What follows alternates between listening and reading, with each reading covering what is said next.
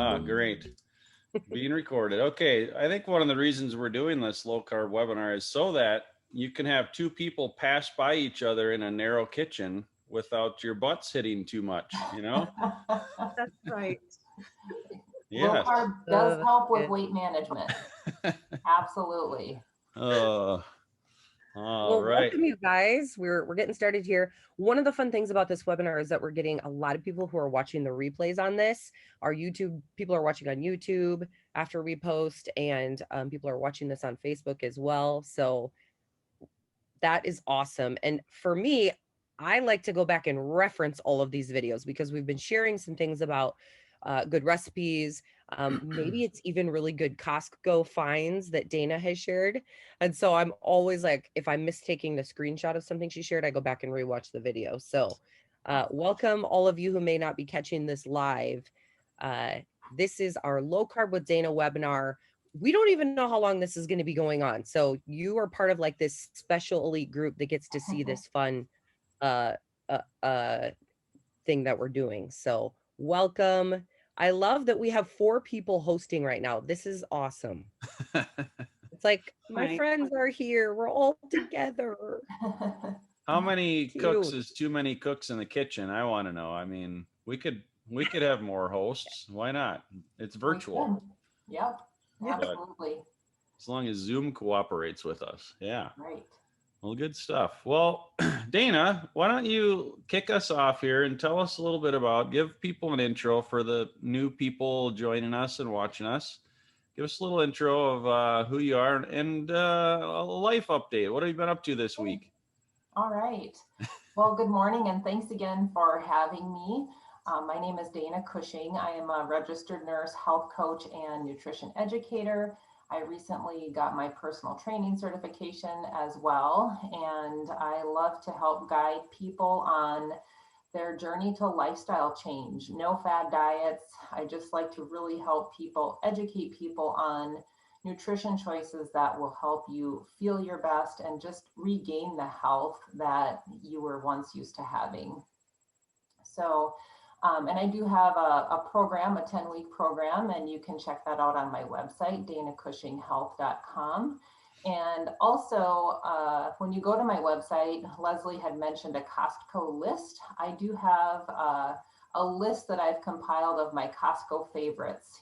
Of course, the store is ever changing, so they might not have all of the things on there, but I kind of have it organized what used to be the front of the store, some frozen produce.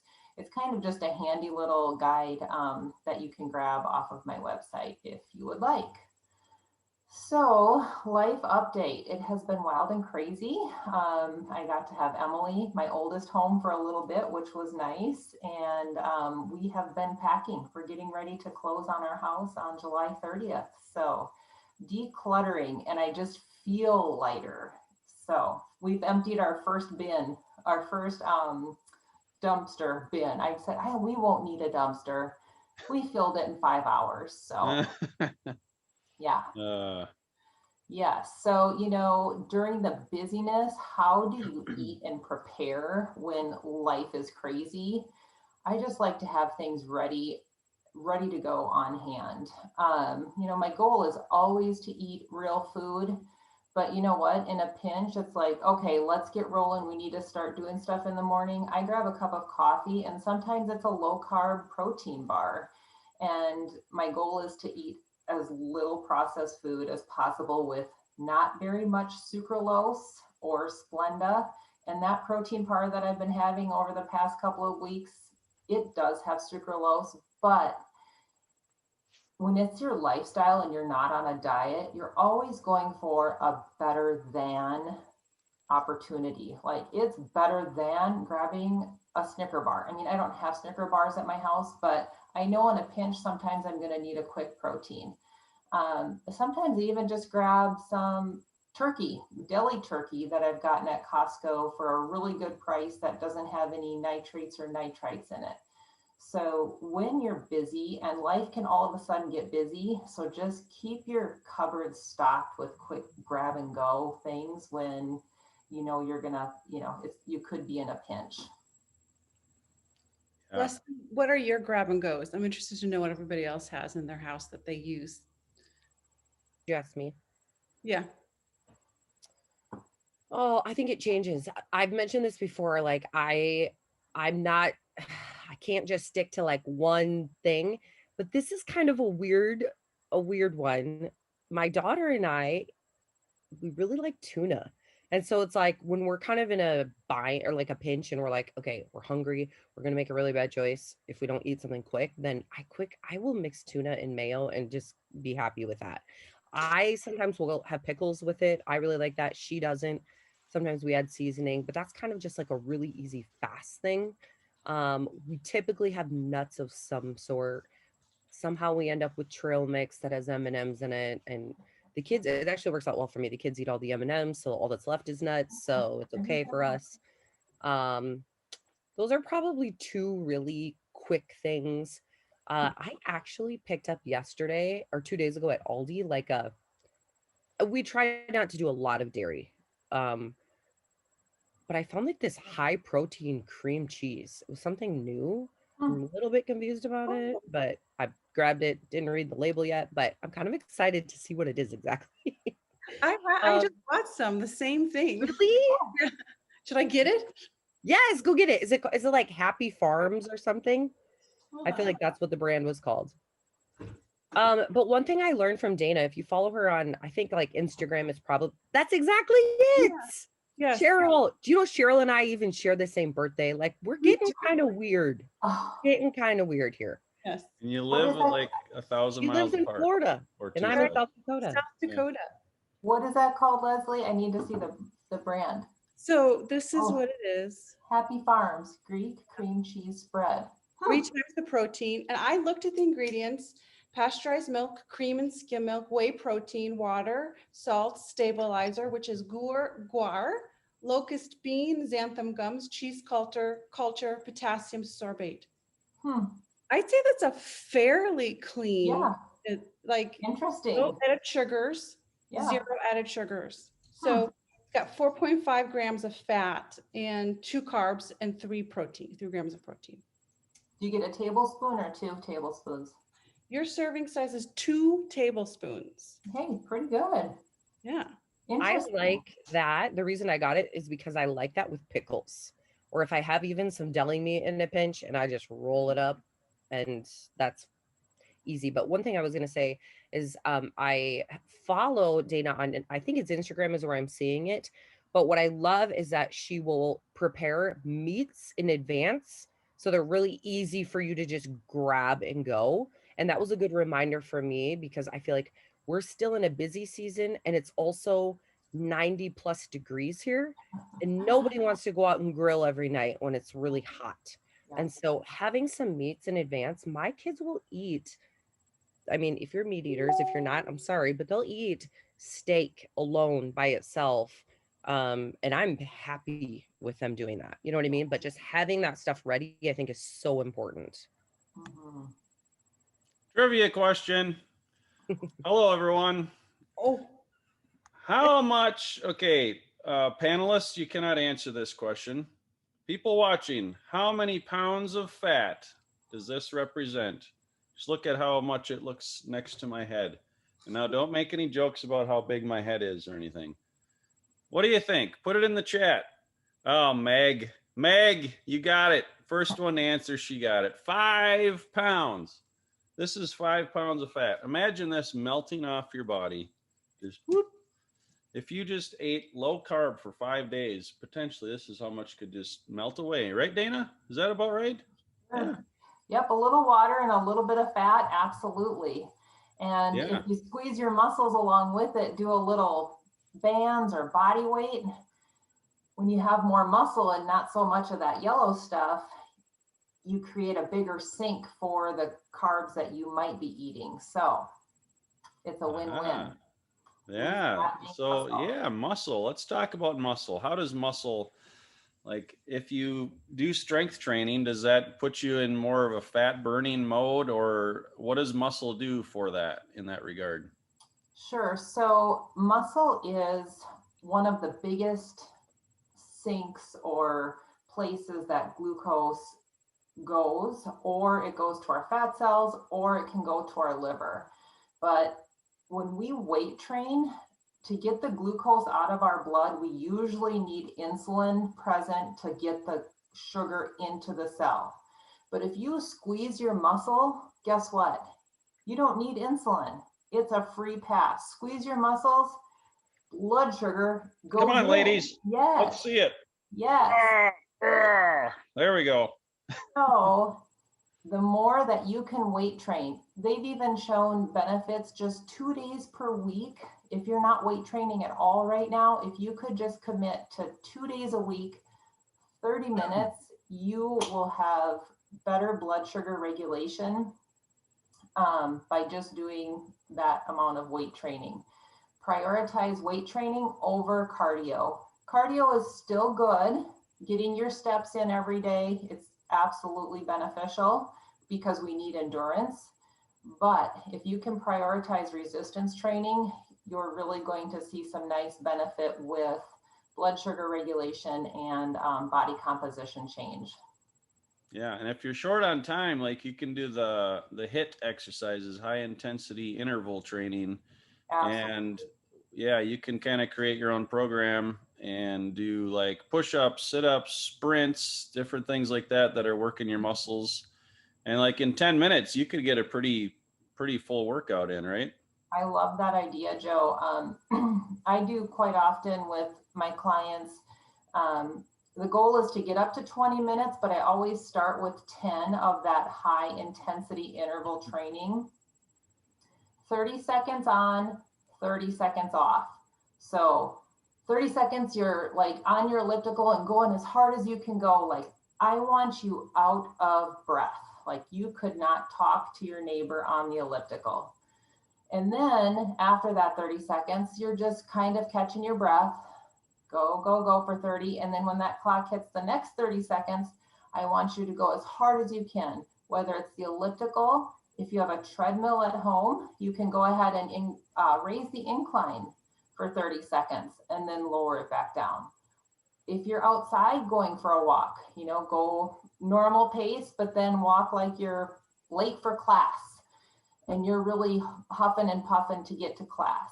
So 30 on, 30 off is a really great way to tap into that using your glucose rather than typical cardio. You're going to be in fat burning mode again, which is okay. But if we want to tap into getting rid of that glucose out of our muscles, we want to go where we don't use oxygen, and that would be doing that high intensity interval training. That's good stuff. Any questions on that? That was kind of a lot. Well, I think like if you hit a plateau if you're trying to, you know, get weight loss or whatever, I think that's one way to do it, is to increase your oxygen depletion and strenuous exercise. And it doesn't have to be like hours long. It's really, right. Because there's long-term benefits. Like you do that for 10 or 20 minutes and like the rest of the day, your body is burning. And that's exactly right. And it's a nice tool. You know, even just twice a week, adding that in. And like you said, Joe, when we're walking, we're burning calories as we walk. But when we do high intensity interval or resistance training, we get the after effect. It like continues on for 24 to 48 hours that we're either building muscle or we're still burning those calories. Mm-hmm. Yeah, good point. I have a question. Do you recommend eating before, or do you recommend doing this on an empty stomach? Just thinking that, Cheryl. What's going on? Yeah. You know, so there's mixed data out there, and I say you do what works for you. If you're not currently working out or exercising without eating or exercising in a fasted state, I would very slowly try to get into that if you would like. I find it works best for me because I wake up, go to the gym at 5:30 in the morning, and my glucose is low. And then when I go do a high intensity, I'm tapping even more into that glycogen or body fat stores, because it's like, oh, my glycogen or my glucose is gone. So guess what? What's your other energy source? You're either burning carbs or sugar, or you're burning fat. So for me, that's what works best, is to go in without eating. But for some people, they don't have time to go early in the morning before work. So then they're doing it later in the day, and that's okay too. I can't do it on a full stomach.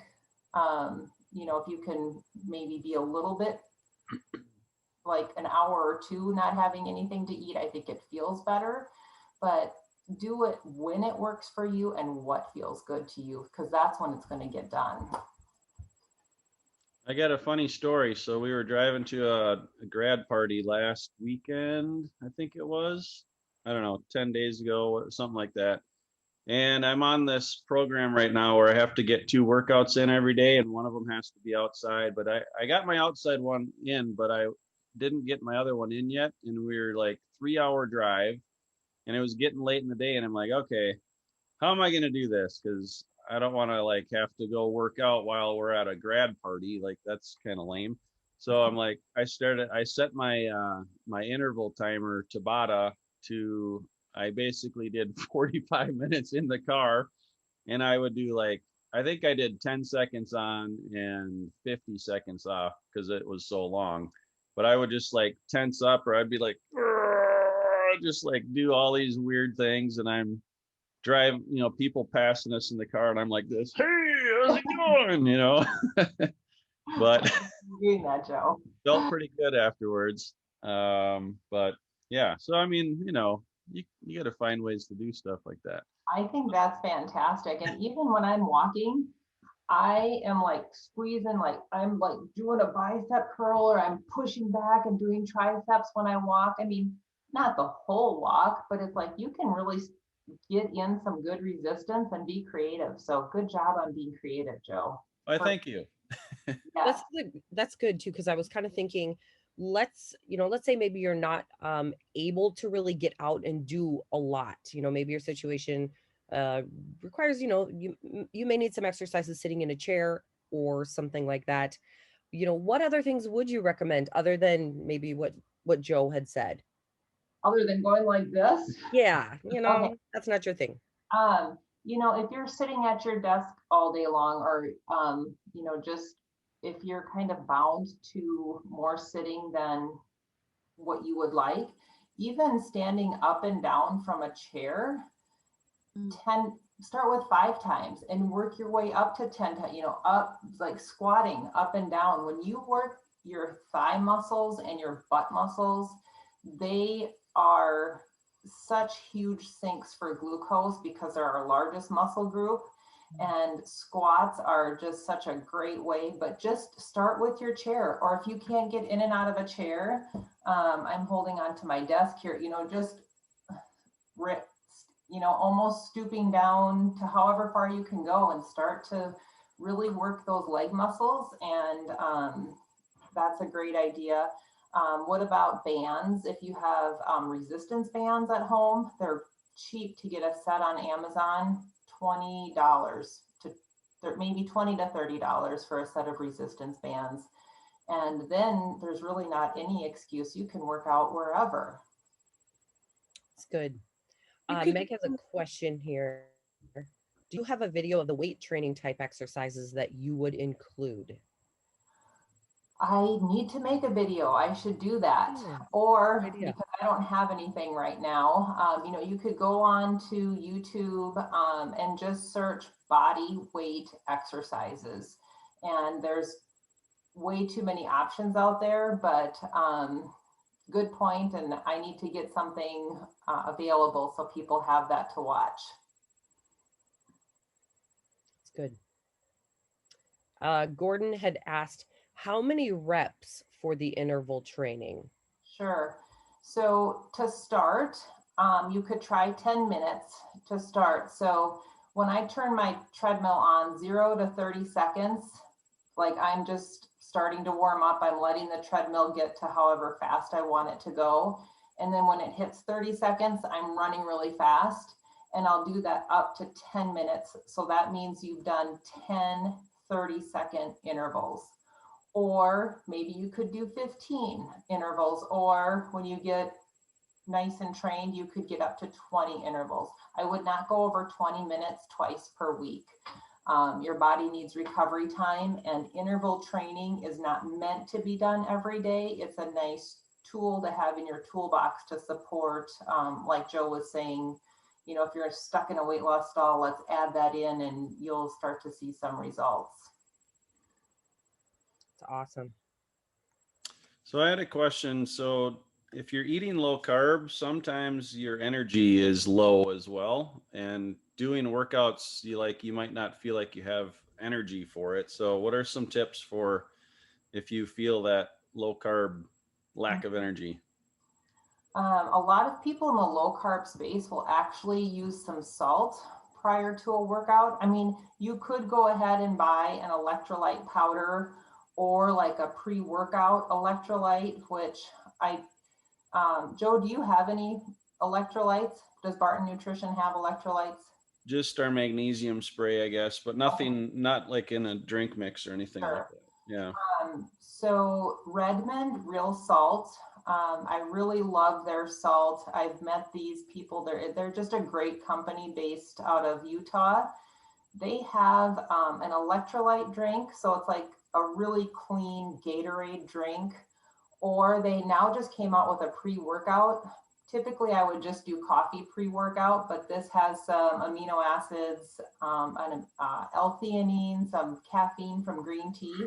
And I really do like that. And it's free of all the other chemicals and additives that a typical pre-workout would have. But if you just want a cheap pre-workout, a half a teaspoon of salt, if your doctor says it's okay. And, you know, of course, check with your provider before adding any supplement regimen to your protocol. Okay, raise your hand if you're Googling the pre-workout by Redmond right I now. just put it in the chat function. Oh, you did? Okay, good. Because I was Awesome. Googling it. And if you keep my name in the checkout box, you get 15% off of your order. Cool. Ooh. Like just first name or full name or? Just Dana. Put Dana nice. in the checkout box and you get 15% off. And they were doing free shipping over 35 or 50. I can't remember what it is, but like I said, great company, and I love supporting them. Well, they definitely have a lot of salt in Utah. We visited the Great Salt Lake, and you can see the piles of salt and magnesium out there. So. Oh, I need to go sometime.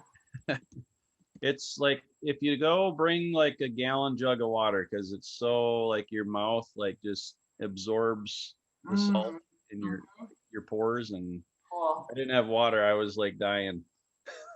Crazy. Yeah. So a couple of times we have purchased, trying to think what they're called. Let's see. Oh, liquid IV. So they're like packets that you add to your water. What are your thoughts about that? Do you know much about them? You know, so I've read the ingredients. They're okay. Definitely, I feel like it's better than a Gatorade. This is the... I think they still have a lot of carbs in them, if I remember. There's some sugar in those. And so this is the Redmond Relight. Okay, cool. You can get it in a container, or they come in like little packs, kind of like the liquid IV. Mm-hmm. This is a lemon lime. I have a berry. There's watermelon, pina colada. And so this is just like when you're, you know, like Joe was saying, low carb, you feel a little slump. You can do it before a workout or even midday sometimes when you're like, oh, I really just need some carbs or a cookie or a chocolate. Yeah.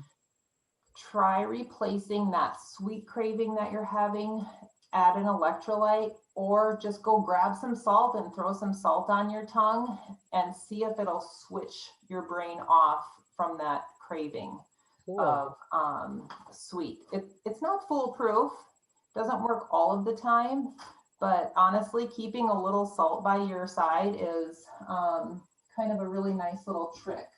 I don't know if I have, You want to explain that this shouldn't be iodized salt? This is, so these little salt shakers, a lot of people keep them in their purse and they'll just go like that when they have a carb craving.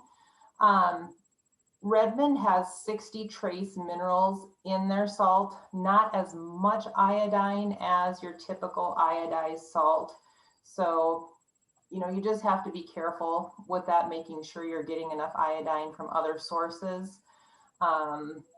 I've never checked my levels personally, and I feel like, you know, sometimes I eat processed food and I'm getting salt and iodized salt from that. So, you know, you could always do seaweed if you're a seaweed person. Just don't try this at home with the salt, like Morton salt that you buy from the store. I think that's Oh, yes, right. Thank you for mentioning that. If you have Morton salt, that's okay. But in the ingredient list is dextrose. So they actually add sugar into their salt. So take a peek at that label. Good point, Cheryl. Very interesting. Here's a note from Meg, and Meg always leaves, I think I've asked her, she likes to research a lot of things about food and type 2 and stuff. So, but Meg, I don't remember exactly what your background is, but this is good. She said the research shows that even the people who are moving and tapping their feet, being restive as seated, among the very diabetic Southwest Native American tribes, found those people had much lower blood sugar levels. So moving in general is good. Yes. So what she's referring to, a very good point, Meg. It's called NEAT, non-exercise activity thermogenesis. And so even if you're sitting at your desk and, you know, you're like tapping your fingers, or, you know, if you're jiggling your foot, that non-exercise activity absolutely will lead to greater calorie burn, which will then help your blood sugars. Parking just a little bit farther away at the grocery store, taking the stairs. So just anything, but yes, including that tapping will absolutely help with your blood sugar. Good point. Awesome. Guys, feel free to ask us some more questions here while we are on. I'm going to go look over here at Facebook, see if there's anything that I missed here, but this is so good. I love this. We're talking a little bit more about moving our body today. You can also go back. Actually, if you go to our YouTube channel, you'll find these as well. You can actually get there from bartonwebinar.com. That'll show you where our YouTube channel is. You'll be able to see our past webinars with Dana. We talked a little bit more about foods, I think, in the last webinar. This one a little bit more about moving, and I love this. This is so good. I love all the information that we're getting. So, Joe, Cheryl, do you guys have any questions for Dana? I was just going to make a comment, like if you're struggling, if you're at home, like even the counter in your kitchen can be used to do, I'm in my kitchen, you can do little push-ups if your wrists are strong enough, or if you just use your palms. Like you can really find ways to move without having to go to the gym, without having to have extra weights around, just to get you started on something. There are chair workouts on YouTube. You can find chair workouts where you're doing your squats, but maybe you hold it for 2 seconds before coming up, or you stand on one leg holding onto the chair and then dip down. So there are simple ways to exercise at home without needing a gym membership, and little goes a long way, especially at the beginning. Absolutely.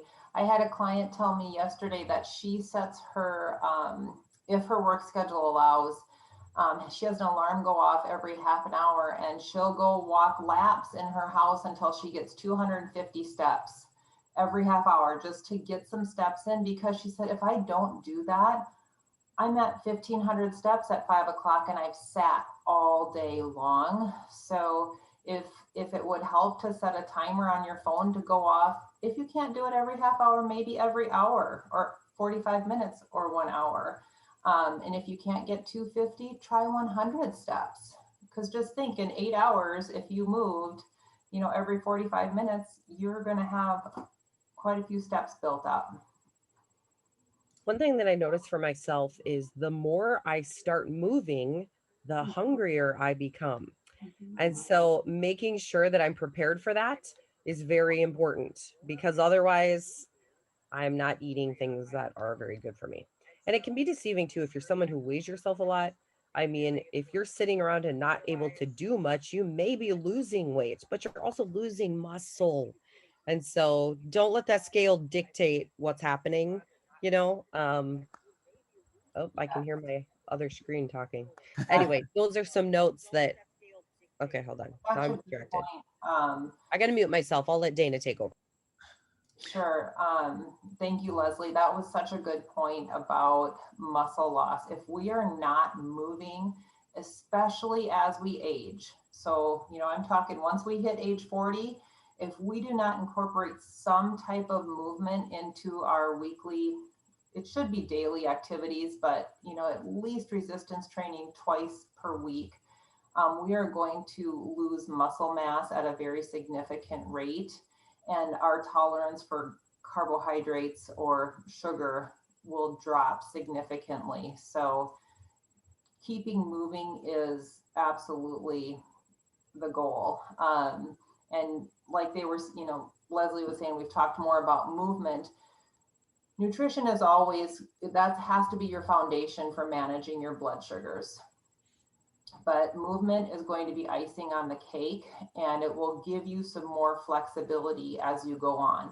Maybe not right away, like if you're in phase 1 with Barton, you still need to keep those carbs low, but if you add in movement, maybe you'll progress through that phase much more quickly. And you're going to be upright and be moving longer. I always say we don't want to be hunched over, so prioritize your protein and your movement, and your health span will increase. We want to live long, but we also need to be healthy longer. So good. I was going to say one really good exercise you can do while walking is that engages your muscles more is just a lunge walk, and and you're going to feel it, but it's basically well, let me see if I can demonstrate it here. Well, now I can't show everyone the other side of my office. It's too messy. But you basically dip, like you walk, and okay, there, I'll do this.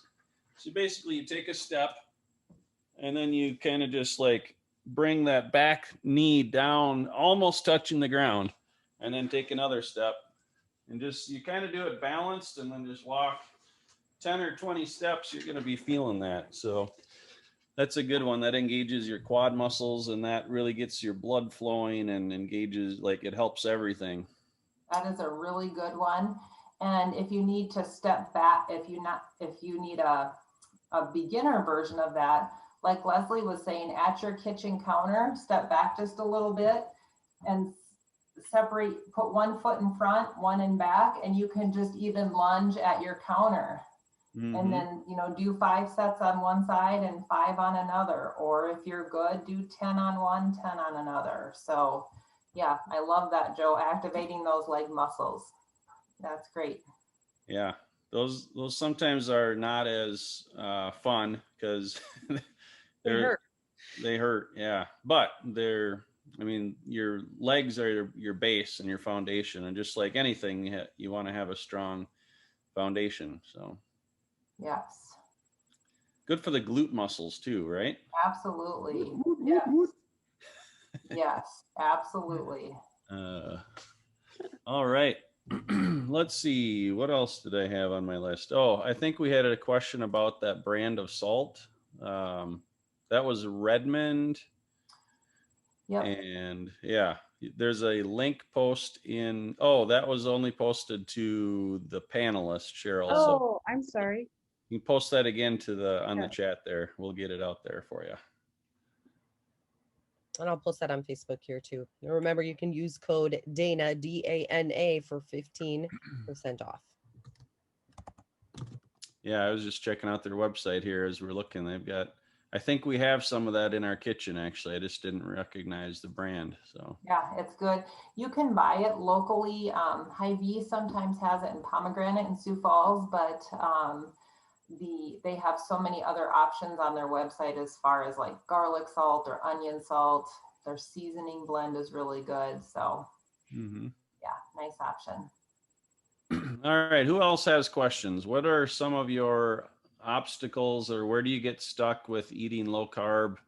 If you're joining us live right now, put it in the chat, put it in the Q&A. love to get your questions asked here. And in the meantime, let's see, what else can we talk about? So let's talk about a recipe. Philly cheesesteak. How do you eat a Philly cheesesteak and keep it low carb? It's one of my favorite foods. Sure. The other day, I actually bought just like a chuck roast from Costco, threw them in the crock pot, and I added some banana peppers just for a little zip to the meat, cooked all day until it, basically fell apart. And I saved some for enchiladas and in a bowl, and then some for Philly cheesesteak. And you can take any type of beef that you want. Let's say your budget only allows for ground beef and you don't want to buy a roast. Just go ahead and season it however you like with salt and pepper. I saute some green pepper and onion slices and throw some provolone on top, or I prefer a little spice with pepper jack. And you can melt it in the microwave, put it in the air fryer, and you have a Philly cheesesteak in a bowl. And I always like people to weigh out their protein, see what 6 ounces of protein looks like. Because you've removed that bread, we need to fill your calories with a little bit more protein, because otherwise you're going to be like, oh, I still feel hungry. And 6 ounces of protein is a pretty good size, and it's surprising to a lot of people to see like, oh, that's what that looks like. So if you have the opportunity, stick it on a scale to see how much, 4 to 6 or even 8 ounces, depending on your body size, what that looks like. And it'll keep you full for a long time. Yeah. So again, how much protein you recommend for people in a day? In a day, the research says minimum 90 grams. What the dietary guidelines have set out for us, like right around 60 to 70, but that is just to prevent disease. We need to be active and moving, and when we're moving our muscles, we need more protein. If we want our muscles to grow, we have to give them a signal to grow, and that's the protein that we eat. So minimum 90 grams per day. So if you're eating 3 meals a day, 30 grams at each meal. If you're only eating 2 meals a day, that looks like 45 grams at each meal. And sometimes people need to throw in a snack, and you could do a protein shake in there if you would like. But really paying attention to, if you're not weighing or measuring anything else, just see how you start to feel or how your body composition might change if you focus on the getting enough protein in. Yeah, I know for one, I do not default to anywhere close to enough protein in a day. And when I'm thinking about it and I'm like, I'm eating more protein, I'm still not doing a very good job. So this is a good reminder for me. I think you've also mentioned a scale before. Do you have just kind of a basic food scale, or what are you using to measure? Yes. So Amazon, I'll send you a link here, Leslie, and maybe you can share it. But gosh, they're $10 to $15 for a scale that will weigh either in grams or ounces, kilograms, milliliters. I think they all weigh in those 4 options. And I kind of like it because if I'm weighing out, if I'm really paying attention to my carbs, protein, and fat, I'll weigh out my avocado and be like, oh, there's 60 grams of avocado, and I'll eat it with 6 ounces of chicken. So there's a ton of options on Amazon that, for $10, it's really just a good learning tool. And you don't have to wait all the time, but if you just take 2 weeks to learn, oh, this is chicken, 6 ounces, beef, 6 ounces, hamburger.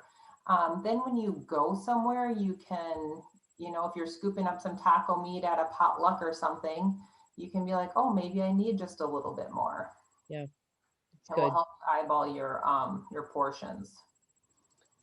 This is good. We have someone on. Oh, go ahead. No, I was just gonna say that really means keeping a food diary for a couple of weeks to realize how much protein you're getting. And I don't know if we have that in the diabetes solution kit, if we have a list, but I'm sure you can search for it online. Just a simple food diary to track your protein and what you feel like after eating that, whether you're getting enough or too much or not. I guess most people don't get enough, but I have a scale. I'm in my kitchen. It's a simple one. It does do grams and liters, and you're able to reset it. If you put a bowl on it, then you're able to reset it and then add your meat so you can figure out. And this is an Amazon purchase, and I don't remember how much, but That's exactly, I just sent that one to Leslie actually, and it's a limited time deal right now. It's on sale for $10.98. Ooh, all right. It looks the same as the one she just showed. Yep. You guys, this is funny. I was going to tell Joe too. This morning I was listening to Boys to Men because a friend of mine shared some that she was listening to some Boys to Men in her shower, and it brought her back to when we were young. And anyway, I was listening to Motown Philly, and they were talking about Philly cheesesteaks in the song, which I had never heard them mention in that song before. Wow. And I'm like, oh, this day is just getting a little bit weird now. It is. So if you guys want to know how the rest of the day is going to go, just ask me, because I already know. So good. Of course, this has been recorded for many people watching this. So yes, in hindsight, no. Right. Yeah. Well, that's cool. Man, now I got to go listen to Boys to Men. It sounds like it's just hilarious to me. It just keeps getting better. Yeah. I'm actually checking. I'm buying some salt right now, Dana, and I think $30 is the magic number to get that discount, and you get free shipping. So that's a pretty good deal. Nice. Okay. Oh, I think there's a Philly cheesesteak post on my Instagram a little while back. It's a really easy way to throw together some beef. And, if you're more of a visual person, go jump on Dana Cushing Health or it's dana.cushing.health on Instagram, and you can take a peek at how I threw that Philly cheesesteak together. I think and that's a great meal prep option too. If you've got your glass containers, or let your beef cool off, and you can weigh out 4 or 5 containers and do your beef, throw some peppers and onions, cheese on top, and you can have 4 or 5 meals ready to go. Yeah. As a Philly cheesesteak. Yeah. So good. Yeah, I was scrolling through your Instagram last night looking for ideas, and I saw that, and I'm like, ooh, that looks really good. Yes. Okay, I now love here's onions. another. Oh, go ahead. Huh? I love onions, so like you can just increase the onions and peppers and like go to town. Yes, absolutely. All the onions. Yeah. Oh, I know what I was gonna say. So protein. One chicken breast is around 42 grams of protein. And right? I tell people, so chicken is maybe 6 to 7 grams of protein for a breast, depending, but per ounce. So, Per ounce, yeah. So, if you go to Sam's Club and buy the chicken breast that's as big as your head, well, it could be 50 grams of protein, but a free range chicken breast might be a little bit smaller and 36 grams of protein. So that's why it's always nice to weigh. Yep. And an egg is around 6 grams of protein. Yep. And that's all in the egg white, right? The yolk is more fat. Right. And the egg is kind of a perfect food if you're looking for the best satiety. What they recommend is kind of a 1-to-1 protein to fat. So 6 grams of protein in an egg with 6 grams of fat, that means a 1-to-1 ratio of protein and fat. That is where the most satiety comes from. So if you do track your food in MyFitnessPal, the numbers that they give you percentage wise are always way too high carb. One of the doctors that I follow in insulin research, he likes to see macros set at 60% fat, 30% protein, 10% carbs. And of course, check with your provider before you do that. But that is 60% fat, 30% carbs. That's a 1-to-1 ratio of protein and fat. Awesome.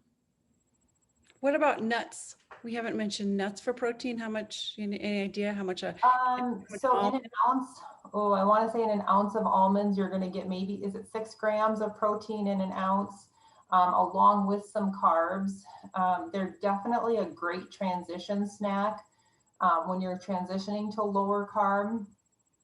But if you are in a weight loss stall I encourage you to remove nuts for a week or two and dairy.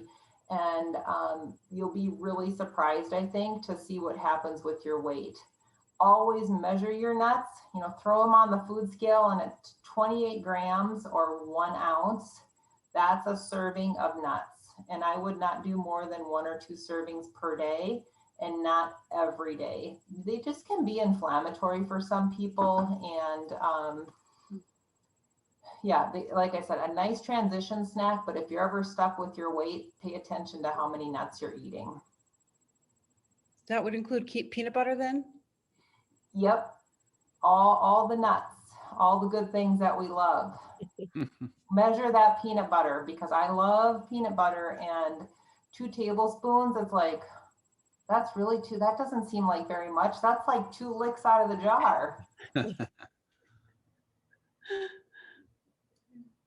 And another thing with nuts, if you're paying attention to the food label, most people, like, our favorite nuts are the Blue Diamond roasted with whatever flavoring. That if you go look at the label, almonds will typically be the first ingredient. The second ingredient is canola oil, vegetable oil, or some type of seed oil.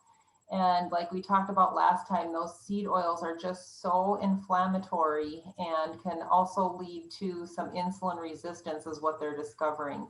Not just the carbohydrates leading to insulin resistance, but those seed oils that they put on the nuts. So you can buy them in bulk at Costco. Aldi probably has them a little bit cheaper. Just the plain almonds, plain walnuts, plain pecans. And you could throw them in your air fryer or oven for a few minutes with a little bit of salt if you want that roasted nut. You're just going to save yourself the inflammatory oil that's on them. So we had a clarifying question from Adebio, which is a great name to try to pronounce. I probably butchered it. My apologies. But Adebio, that is amazing. Love it. Is 60 fat not much? So I think we're talking percentages, right? 60% of your macros should be fat. Exactly. So, yeah, what does that look like? 60% fat, 30% protein, 10% carb. So it all depends on what your daily caloric goal is. But let's say if we're on a 2,000 calorie diet, Joe, do you guys do calories for people, or are you just encouraging a gram of carbs? It's more the gram of carbs, Okay. really. Yeah. Okay. So let's say you're on a 2,000 calorie diet. 10% carbs would be 50 grams of carbs. So, with Joe and Dr. Saunders, they might want you down at 5% carbs. So 10% carbs is 50 grams. 30% protein would be 150 grams, and then fat would be 133 grams, is 60%. That's on a 2,000 calorie diet. Yeah, and the 50 grams of carbs could be acceptable once you're in phase 2, after you've kind of gotten your blood sugar numbers down through after phase 1. So, yeah. Yep. Yeah, that's the hard part with macro calculators, and it's like you have to dial in the numbers that you're working with first and then go off of that. It's, they're so generalized to a healthy population that they don't know you're working on your blood sugars, that you should be less than 20 grams of carbs per day. So, but then that just means you get to eat a little more protein and fat. Something you said early on in our call today was how you like to eat real food. And could you talk, like, what is real food? What is real food? So when I'm not going to my protein bars or protein shakes, I am focusing on meat. And like Leslie was saying, I am preparing meat like crazy. Chicken breasts, steak, hamburger, eggs, cottage cheese, Greek yogurt. Those are the real protein sources that I like to go to. The healthy fat real food that I love: avocados, avocado oil, olives, olive oil. I like occasional cheese. I don't do much cheese, but it still is a healthy fat, real food. And sometimes it just makes food taste really good.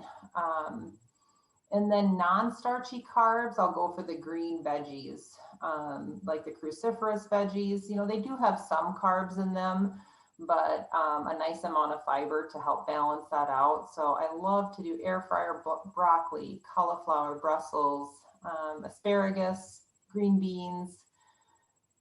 Those are the real food choices that I like to go to, and using any type of low sugar sauce along with it really can keep your food interesting and not get so mundane.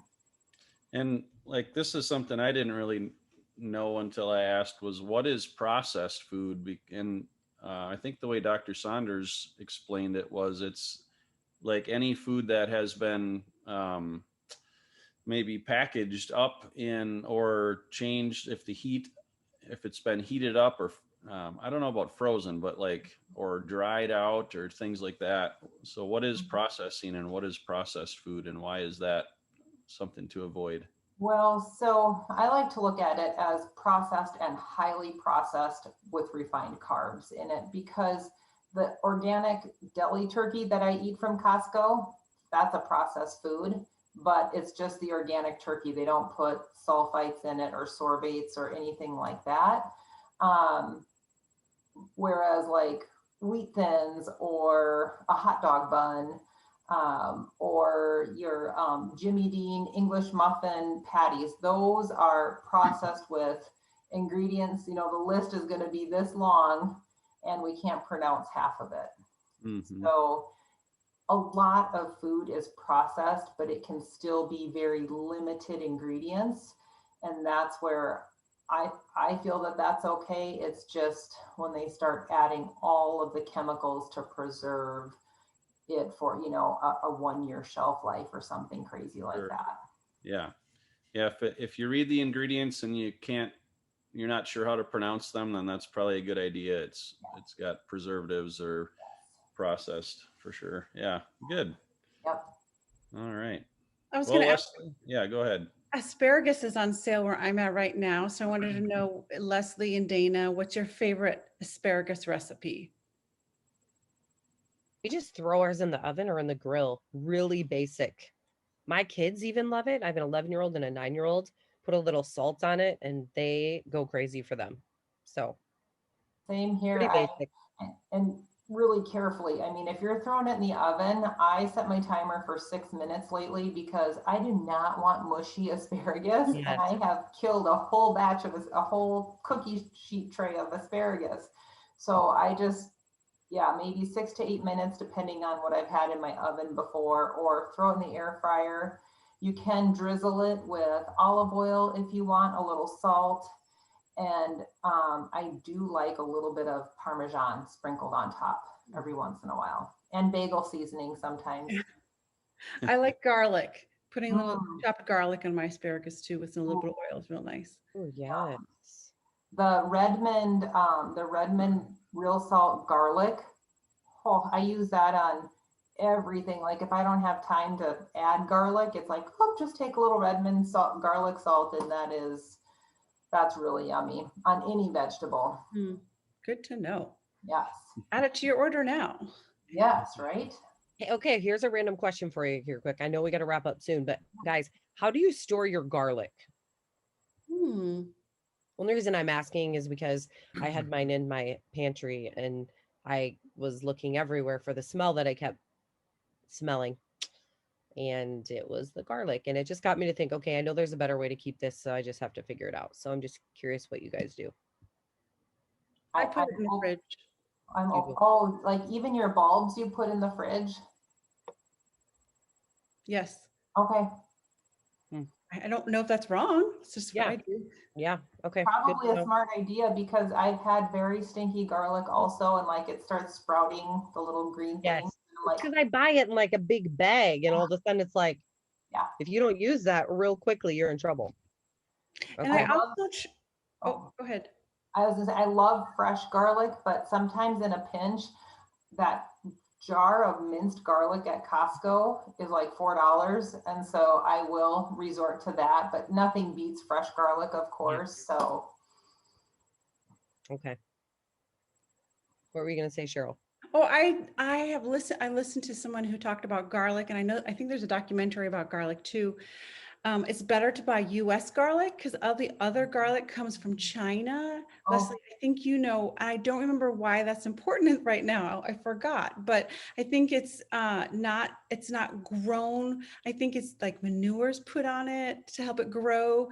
Oh, I do know what you're talking Wait. about. So actually American grown garlic is actually the healthier version you want. And usually I think it's wider and larger than the smaller bulbs, which are from China. Okay.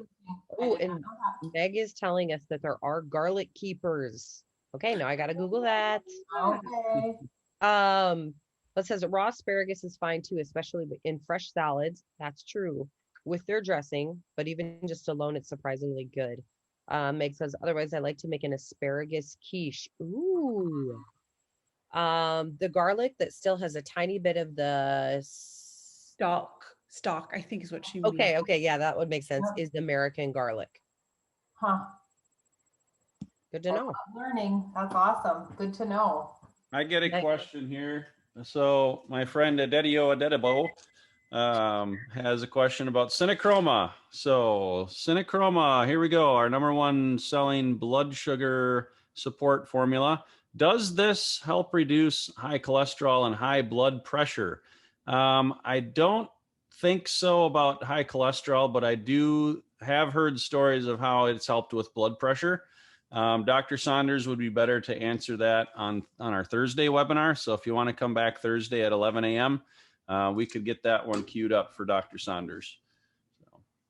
I can chime in with a little bit. If you're regulating your blood sugar with the Cinechroma, for every 1 gram of carbs that you're eating, 3 grams of water attaches. So blood sugar's coming down, you're losing water. And if your heart has less fluid to squeeze and pump around, that means a lower blood pressure because your kidneys aren't holding on to as much water.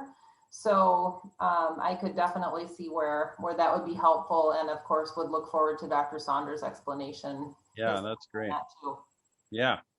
And regarding high cholesterol, if you want to go search our YouTube channel, we did an episode about cholesterol, and Dr. Saunders has talked about how cholesterol is really not as big of an issue so much as the inflammation. And so if you can get your inflammation in check, which is what a low carb diet will do, then your cholesterol really isn't a concern, and that'll be well, right? Yeah. Have a good webinar on that. In my mind, it's number 60 something, I believe.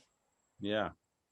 If you just go to our YouTube channel, you can search keywords in the search, and you can find it there as well. So let's wrap up with Victoria's question here. This is a good one to close on. So she lost 30 pounds, but her A1C is still 5.8, which that's pretty good. Like, but she's been kind of stuck there for 3 years. So it's gone 5.8, 5.9. She wants to get it down to 5.0. Doesn't like sweet and salt. So why my metabolism was switched is it and losing weight suddenly? So not exactly sure there.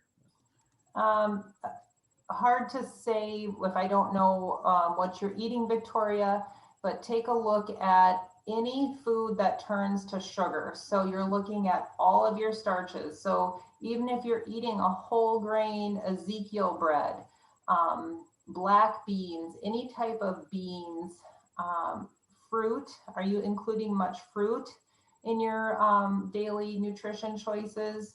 Dairy, a lot of times dairy can still impact, and of course the sweets.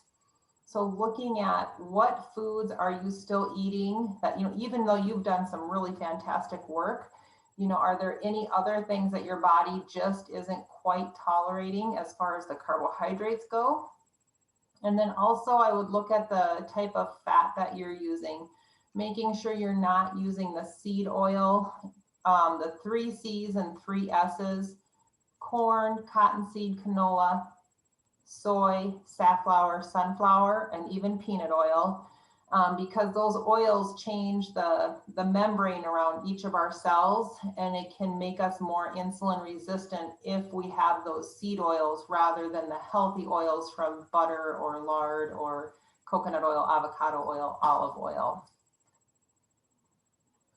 Awesome. All right. Well, we are at the top of the hour here. This has been a great call. Lots of good stuff covered today. So, yeah, thank you, ladies. Good Thank stuff. you. And thanks everybody for joining us. Hope you found this helpful. And we will be back next Tuesday at 9 a.m. Central if everything aligns again. And so, yeah, if you're watching this on YouTube, you can register to watch this live and partake as well. Leslie, do you have a link, or how can people register for this? The link should be going up on the Barton webinar site this week. In fact, I should check and see if it's there already. You know what? I will post it all over to make sure that you guys find it. It just won't do it yet. I can't get it yet. Facebook page, right? It's on the 610 webinar or Barton webinar. Barton webinar. Yes, there's a private group, Barton webinar, on Facebook. If you're a part of that, you will see that highlighted. And I'll also post it in there again. If you're not a part of Barton webinar, it's a closed group. Head there on Facebook, and we'll make sure to get you connected there. Yes. All right. This webinar is not available yet on the Barton webinar site. It doesn't say that yet. Okay. Not a sign up yet. We're working on it. We have the techie guys working on that. So yeah, that's right.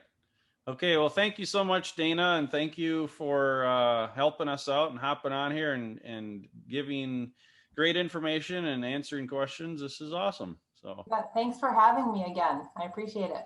Yeah, DanaCushingHealth.com is her website if you want to connect with her. She does personal health coaching as well, and a lot of other ways that you can connect with her too. So love the mutual beneficial partnership that we have here, and hope it's been helpful. This has all kind of been supporting the Diabetes Solution Kit. And we do have another webinar every Thursday with Dr. Saunders. You can go to bartonwebinar.com to learn more. So, all right, with that, we'll close things off. Thanks again. Take care. God bless everybody. Thank bye, you. guys. Bye-bye.